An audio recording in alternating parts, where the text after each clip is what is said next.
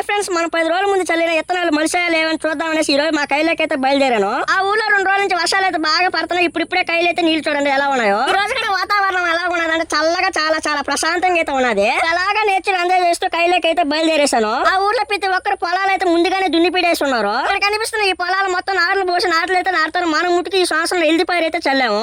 పొలం దగ్గరకు వచ్చి చూడగానే ఇప్పుడే చిన్న మొలకలు అయితే వచ్చున్నాయి. పొలం మొత్తం ఇదే విధంగా మొలిసి చూడడానికి చాలా బాగున్నది.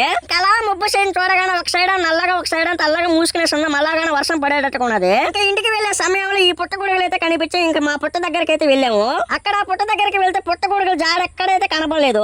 దగ్గరికి వెళ్ళగానే అక్కడైతే మాకు పుట్టగొడుగుల వాసన అయితే వచ్చింది. అక్కడికి వెళ్ళి చూస్తే అక్కడ ఒక పుట్టగొడుగు అయితే ఉన్నది. అది కూడా ఎలా ఉన్నదో ఒకసారి మీరే చూడండి. దీన్ని తినారో ఒక్కసారి తప్పకుండా అయితే కామెంట్ చేయండి. ఈ పుట్టగొడుగు పట్టుకోగానే వాసన అయితే భయంకరంగా అయితే వచ్చింది. ఇంకా దీన్ని మనం ఏం చేయలేం కాబట్టి పక్కనైతే పారేసి ఇంటికి అయితే బయలుదేరేసాం. Okay bye friends. మరిన్ని వీడియోస్ కోసం మన ఛానల్ అయితే సబ్స్క్రైబ్ చేసుకోండి ఫ్రెండ్స్. బాయ్.